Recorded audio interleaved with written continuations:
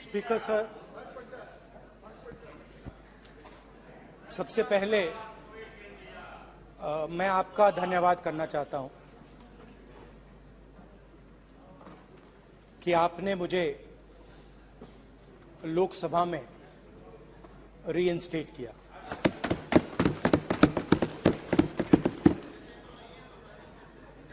और पिछली बार जब मैं बोला तो शायद मैंने आपको थोड़ा कष्ट भी पहुंचाया, क्योंकि मैंने इतनी जोरों से अदानी जी पे फोकस किया कि जो आपके सीनियर नेता हैं शायद उनको थोड़ा कष्ट हुआ। तो वो जो उनको कष्ट हुआ,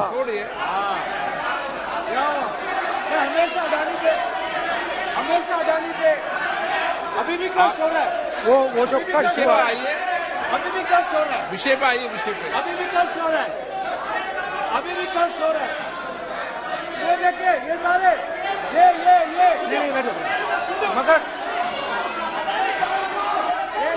मगर सुनिए तो वो जो कष्ट हुआ 1 2 3 4 5 उसका असर शायद आप पे भी थोड़ा हुआ। तो इसके लिए मैं आपसे माफी मांगता हूं, मगर मैंने सिर्फ सच्चाई रखी थी। मगर आज जो मेरे बीजेपी के मित्र हैं, आज आपको डरने की जरूरत नहीं है, डरो मत। क्योंकि आज जो मेरा भाषण है, डरो मत और आप डरो मत।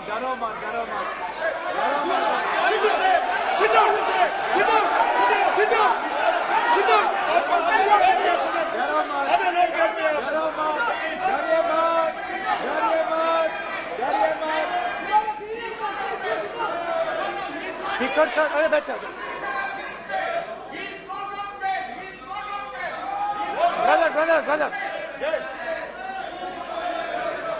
तो आज कोई घबराने की जरूरत नहीं है। आज मैं अपना भाषण, मेन जो भाषण है वो अदानी जी पे नहीं बोलने जा रहा हूं। आप छोड़िए, तो आप रिलैक्स कर सकते हैं, आप शांत रह सकते हैं, क्योंकि मेरा भाषण आज दूसरी डायरेक्शन में जा रहा है।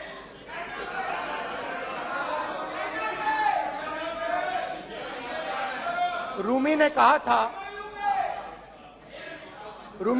था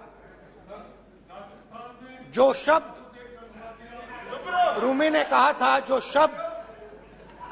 दिल से आते हैं वो शब्द दिल में जाते हैं। तो आज मैं दिमाग से नहीं बोलना चाह रहा हूं, मैं दिल से बोलना चाह रहा हूं।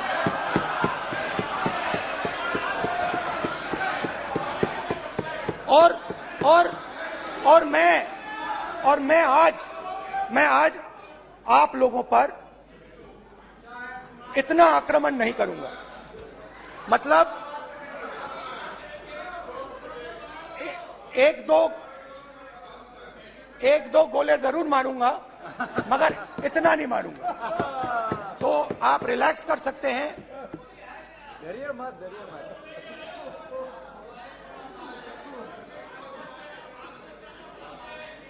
अरे रक्षा मंत्री जी आज संभाल लेंगे आप लोग।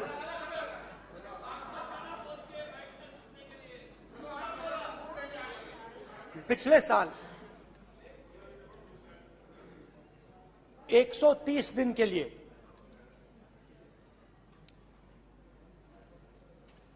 मैं भारत के एक कोने से दूसरे कोने तक गया। अकेला नहीं, बहुत सारे लोगों के साथ।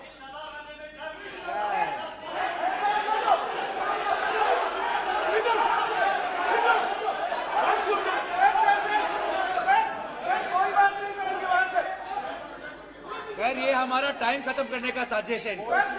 प्रधानमंत्री बोलेंगे ऐसे ही होगी सर।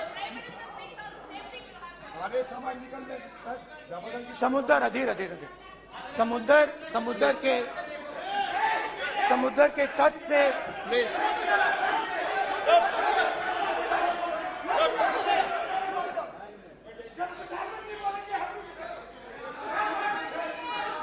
माननीय सदस्य प्लीज प्लीज ऐसे धमकाने का बात की मत बोलो यहाँ पे यहाँ पे बोलिए। आप उधर भी हाँ प्लीज। मैं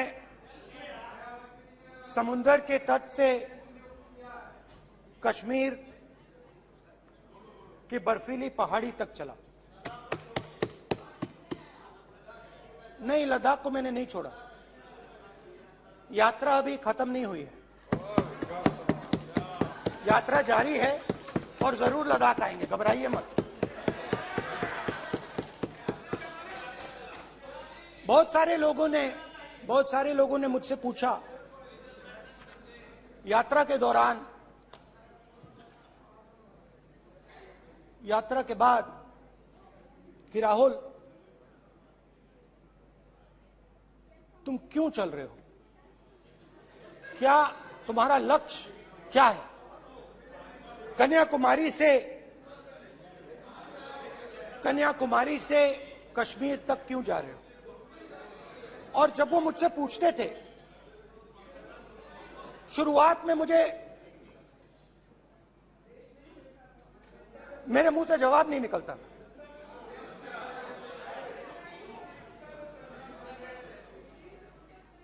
शायद मुझे ही नहीं मालूम था कि मैंने ये यात्रा क्यों शुरू की। जब मैं कन्याकुमारी से शुरू हुआ,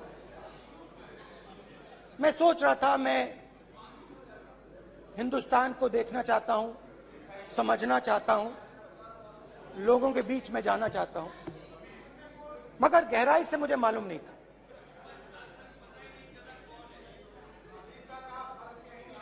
थोड़ी देर में मुझे बात समझ आने लगी।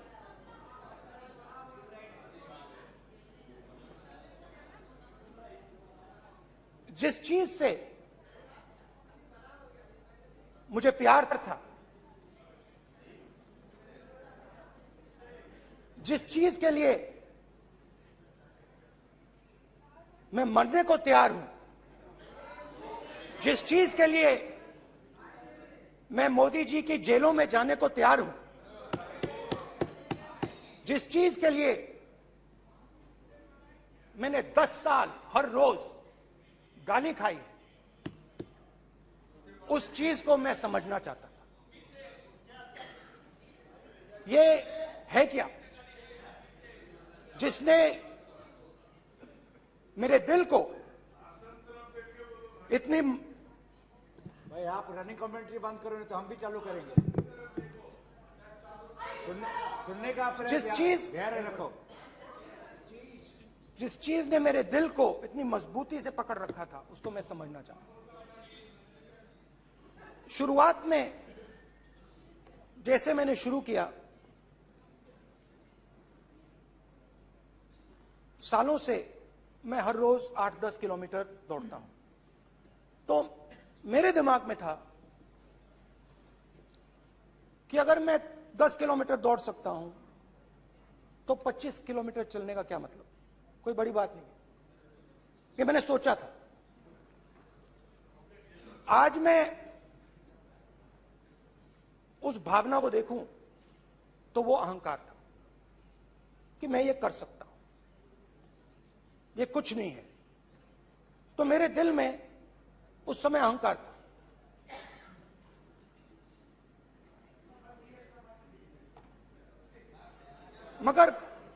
मगर भारत अहंकार को एकदम मिटा देता है, 1 सेकंड में मिटा देता है। तो हुआ क्या, 2-3 दिन में मेरे घुटने में दर्द शुरू हो गया। पुरानी इंजरी थी और जबरदस्त दर्द।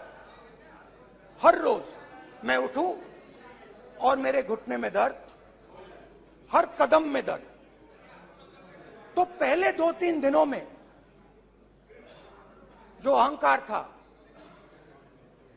जो मतलब भेड़िया जो निकला था, वो चींटी बन गई एकदम।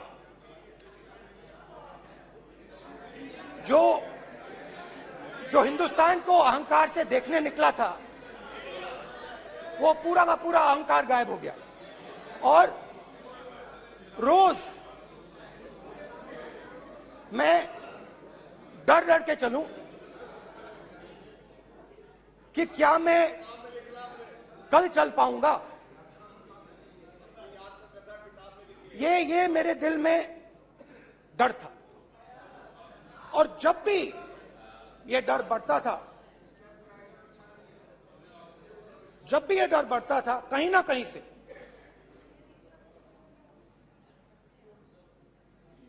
कोई ना कोई शक्ति मेरी मदद कर देती। एक दिन मैं सह नहीं पा रहा था, एक छोटी सी लड़की आती है, मुझे चिट्ठी दे देती। मैंने चिट्ठी खोली, 8 साल की थी, उसमें लिखा था, Rahul, I am walking with you, don't worry. उसने मेरे पैर में चोट देखी और उसने अपनी शक्ति मुझे दे दी। सिर्फ उसने नहीं, लाखों लोग ने। और शुरुआत में जब मैं चल रहा था, कोई किसान आता था, मैं एकदम पहले उसको अपनी बात बताता था कि आपको ये करना चाहिए, आपको इस प्रकार से काम करना चाहिए। मगर इतने लोग आए, हजारों लोग आए, कि थोड़ी देर में मैं बोल नहीं पाया। जो मेरे दिल में बोलने का डिजायर था, वो बंद हो गया। बोल ही नहीं पाया, क्योंकि इतने लोगों से बोलना था। और एक सन्नाटा सा छा गया, भीड़ की आवाज थी, भारत जोड़ो, भारत जोड़ो, भारत जोड़ो। और जो मेरे से बात करता था, उसकी आवाज में सुनता गया।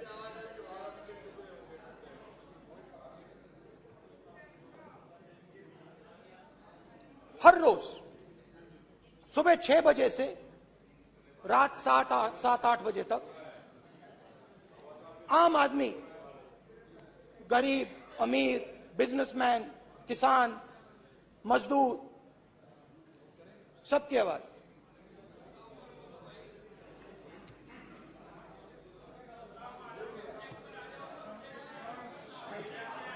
आ रहा हूं। आप कल से रुके, अब थोड़ा और रुक लो, 5-10 मिनट रुक जाओ। तो ये चलता गया, मैं बात सुनता गया। और फिर मेरे पास एक किसान आया, और किसान ने हाथ में रुई पकड़ी हुई थी, और उसने मुझे कहा, अध्यक्ष महोदय, उसने मुझे कहा, मेरी आंख में देखकर उसने मुझे अपना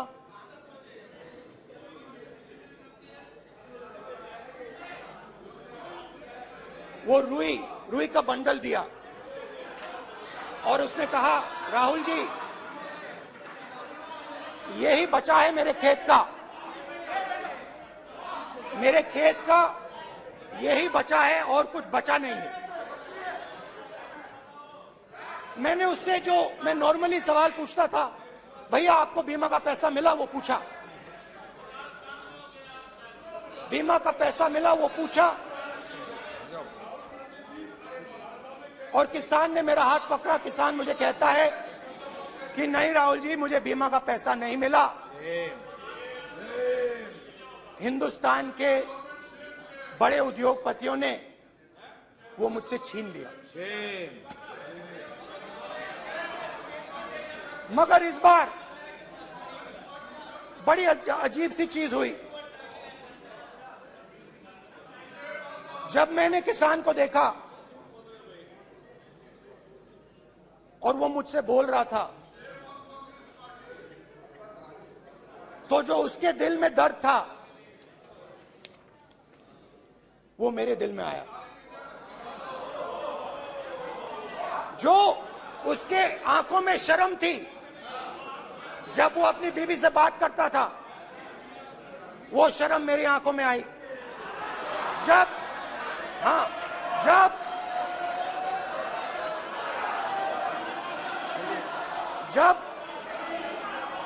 उसकी जो भूख थी वो मुझे समझ आई।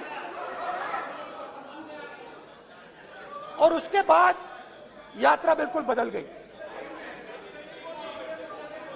मुझे भीड़ की आवाज नहीं सुनाई देती थी, मुझे सिर्फ उस व्यक्ति की आवाज सुनाई देती थी जो मेरे साथ बात कर रहा था। उसका दर्द, उसकी चोट, उसका दुख, मेरा दुख, मेरी चोट, मेरा दर्द बन गया। समझने की कोशिश करो।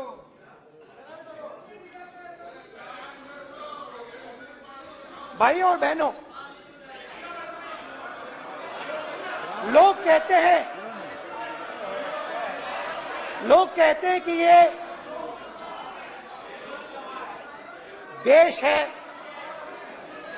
कोई कहता है ये अलग अलग भाषाएं हैं, कोई कहता है ये जमीन है, मिट्टी है, कोई कहता है ये धर्म है, ये सोना है, ये चांदी है। मगर भाइयों और बहनों, सच्चाई है कि ये देश एक आवाज है। ये देश सिर्फ एक आवाज है। ये देश, इस देश की लोगों की आवाज है। इस देश के लोगों का दर्द है, दुख है, कठिनाइयां हैं। और अगर हमें इस आवाज को सुनना है तो हमारे दिल में जो अहंकार है, हमारे जो डिजायर्स हैं, हमारे जो सपने हैं, हमारे जो सपने हैं, उनको हमें परे करना पड़ेगा। जब हम अपने सपनों को परे करते हैं तब हमें हिंदुस्तान की आवाज सुनाई देती है, तब तक हिंदुस्तान की आवाज हमें नहीं सुनाई देती। अब आप कहोगे ये बात मैंने नॉन कॉन्फिडेंस मोशन में क्यों रखी? इसका क्या मतलब है कि भारत एक आवाज है, भारत लोगों का दुख है, भारत लोगों का कष्ट है, मुश्किलें हैं। क्योंकि भाइयों और बहनों,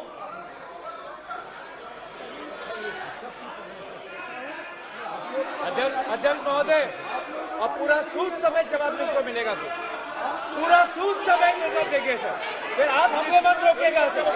अध्यक्ष महोदय, फिर आप हमें मत रोकेगा सर। आप हमें मत रोकेगा फिर। आप हमें मत रोकेगा। आप हमें मत रोकेगा फिर। आप हमको मत रोकेगा सर। हम सब देख रहे हैं, सब सुन रहे हैं, आप हमको फिर मत रोकेगा सर। तो स्पीकर सर, भारत एक आवाज है। भारत इस देश के सब लोगों की आवाज है। और अगर हम उस आवाज को सुनना चाहते हैं, हमें अहंकार को, नफरत को मिटाना पड़ेगा। स्पीकर सर, कुछ ही दिन पहले मैं मणिपुर गया। हमारे प्रधानमंत्री नहीं गए, आज तक नहीं गए, क्योंकि उनके लिए मणिपुर हिंदुस्तान नहीं है।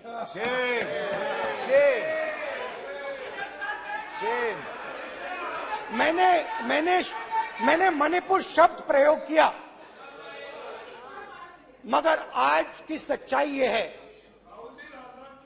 कि मणिपुर नहीं बचा है। मणिपुर को आपने दो भाग में कर दिया है। मणिपुर को आपने बांट दिया है, तोड़ दिया है।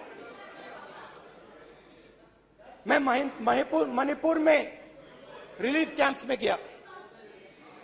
रिलीफ कैंप में आज जा रहा हूं,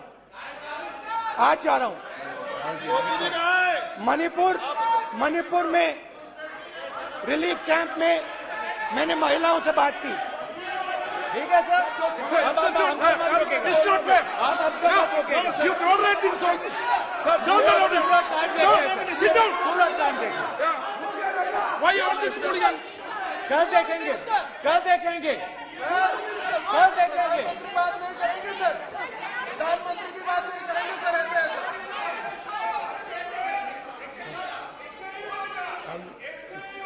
सूद समय मैं जवाब मणिपुर मिलेगा। गया और मणिपुर के कैंप्स में मैंने महिलाओं से बात की, बच्चों से बात की, जो हमारे प्रधानमंत्री जी ने आज तक नहीं किया। एक महिला मुझे कहती है, मैंने उनसे पूछा, बहन क्या हुआ आपके साथ? What's this? ऐसा होगा सर, एक एक मंत्री बोल रहे हैं, कल आप बोले एक एक मंत्री खड़े होके बोल रहे हैं, एक एक मंत्री खड़े होके ऐसे कर रहे हैं। एक एक मंत्री खड़े होंगे तो पूरे सांसद खड़े होंगे यहाँ पे, पूरे सांसद खड़े होंगे यहाँ पे। बैठे नहीं है, चुपचाप करिए। कल पूरे सब खड़े होंगे, पूरे सब खड़े होंगे। कल सिर्फ कांग्रेस पार्टी नहीं, पूरा देश खड़ा होगा आपके खिलाफ। तो पूरा देश कल आपके खिलाफ खड़ा होगा। मैं बहुत सारी महिलाओं से बात किया, मगर मैं आपको दो उदाहरण देना चाहता हूं। एक महिला मुझे कहती है, मैंने कहा क्या हुआ तुम्हारे साथ? कहती है, मेरा छोटा सा बेटा, महिला का सम्मान करें प्लीज, ये सम्मान। एक ही बच्चा था मेरा, एक ही बच्चा था मेरा, मेरे सामने, मेरे आंखों के सामने उसको गोली मारी है। मैं पूरी रात, आप सोचिए, आप अपने बेटे के बारे में, बेटों के बारे में सोचिए, मैं पूरी रात उसकी लाश के साथ लेटी रही। झूठ नहीं, झूठ आप बोलते हो, झूठ मैं नहीं बोलता हूं। मैं पूरी रात उसकी लाश के साथ लेटी रही और फिर मुझे डर लगा, मैंने अपना घर छोड़ दिया, जो भी मेरे पास था वो मैंने छोड़ दिया। मैंने उनसे पूछा, कुछ तो लाई होगी? कहती है, नहीं, सिर्फ मेरे जो कपड़े हैं ये मेरे पास हैं। और फिर इधर उधर ढूंढती है और एक फोटो निकालती है और मुझे कहती है, यही मेरे पास अब बची है।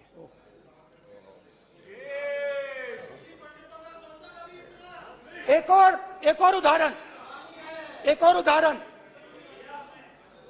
दूसरे कैंप में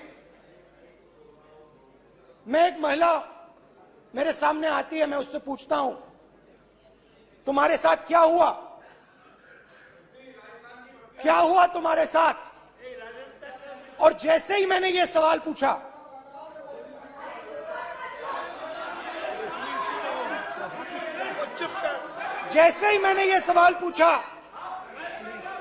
आप महिला का दर्द नहीं सुन सकते, महिला का दर्द नहीं सुन सकते, महिला का दर्द सुनने का आपका धैर्य नहीं है, महिला का दर्द नहीं सुन सकते, महिला का दर्द नहीं सुन सकते। जैसे ही मैंने उससे ये सवाल पूछा, बैठो, जैसे सर, जी सर,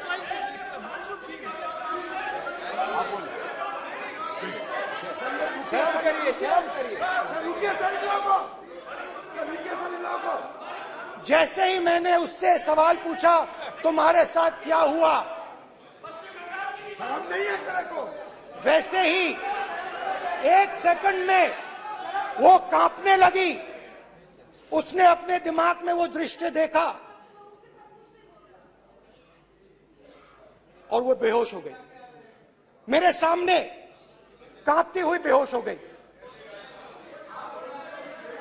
तो ये मैंने आपको सिर्फ 2 उदाहरण दिए हैं। स्पीकर सर, इन्होंने मणिपुर में हिंदुस्तान की हत्या की है, सिर्फ मणिपुर की नहीं, हिंदुस्तान की हत्या की है। इनकी राजनीति ने मणिपुर को नहीं, हिंदुस्तान को मणिपुर में मारा है। हिंदुस्तान को कत्ल किया है, हिंदुस्तान का मर्डर किया है मणिपुर में।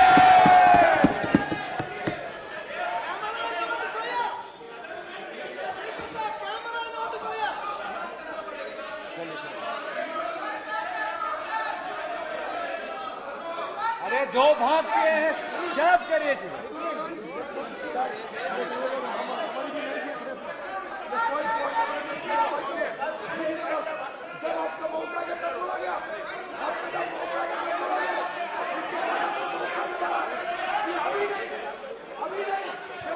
माननीय सभी सदस्यों से कहूंगा शांति रखें, प्लीज प्लीज। मणिपुर, हाँ क्या बोल रहे हैं? अब बोलिए। एक अरे भाई क्या बात है?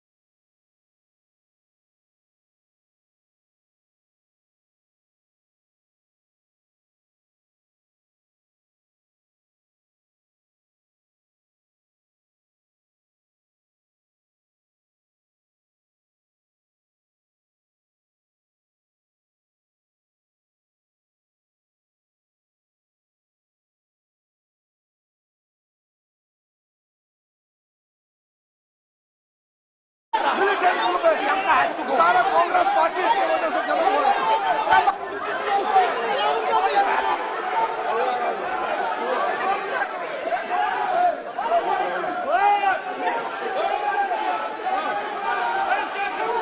ओके, बैक आजा, बैक हेमंत, सबको पीछे ले आओ।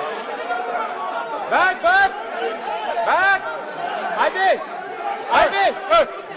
हाईवे हो गया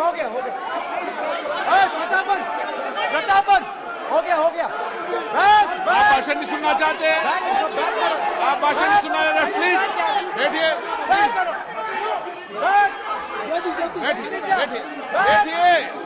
प्लीज बैठिए, प्लीज बैठिए, चलिए।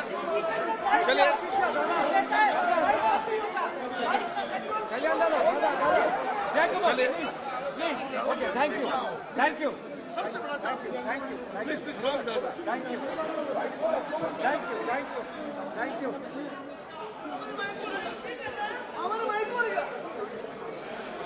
एक मिनट बैठिए, एक मिनट प्लीज बैठिए, बालूजी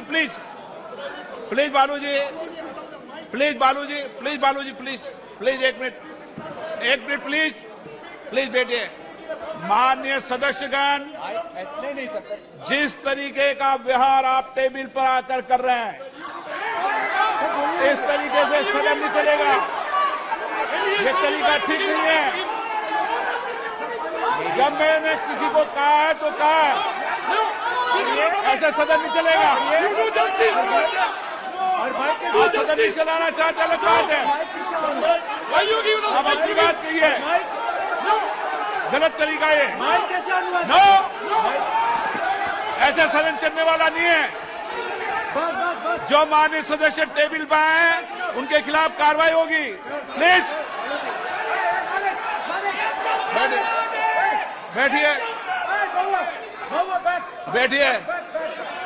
बैठिए, आप भी बैठिए। माननीय मंत्री जी, प्लीज बैठिए। भारत सदन है, माता, प्लीज बैठिए। भारत माता, प्लीज बैठिए। Please brother. मैं बहुत शांति से सुन रहा हूं, इसका तरीका ये नहीं है उचित हो कि आप टेबल पर आए। नहीं, गलत तरीका ये। आप जैसे मैंने माननीय sir please please brother please भैया पानी लो। जैसे मैंने भाषण के शुरुआत में बोला, भारत एक आवाज है, भारत हमारी जनता की आवाज है, दिल की आवाज है। उस आवाज की हत्या आपने मणिपुर में की। इसका मतलब भारत माता की हत्या आपने मणिपुर में की।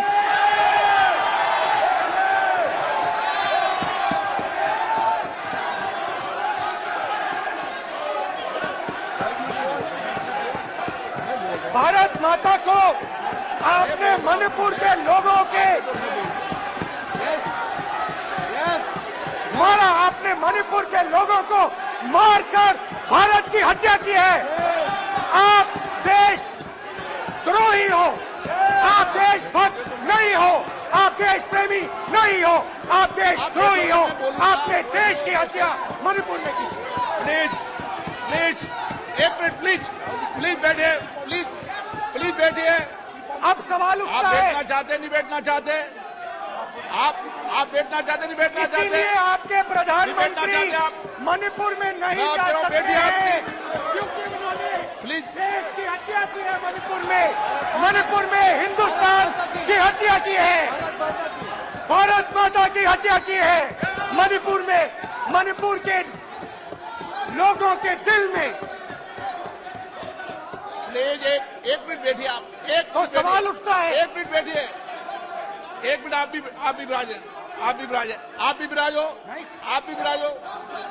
आप बैठिए सही, नहीं बैठिए रहने दो आप बैठिए आप प्लीज बैठिए आप प्लीज। आप बोल रहे फिर आप भारत माता के रखवाले नहीं एक हो, मिनट माननीय सर। आप भारत माता के हत्यारे हो। प्लीज माननीय सदस्य प्लीज माननीय सदस्य प्लीज।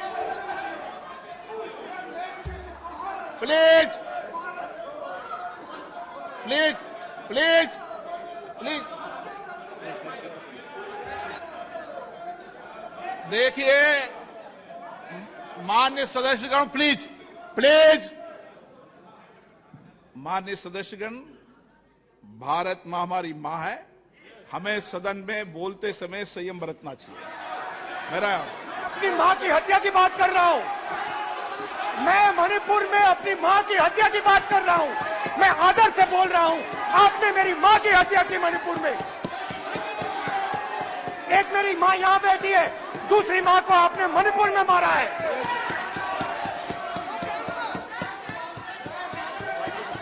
और हर रोज जब तक आप हिंसा को बंद नहीं करोगे, तब तक आप मेरी मां की हत्या कर रहे हो। हिंदुस्तान की सेना मणिपुर में एक दिन में शांति ला सकती है। हिंदुस्तान की सेना का प्रयोग नहीं कर रहे हो, क्योंकि आप हिंदुस्तान को मणिपुर में मारना चाहते हो।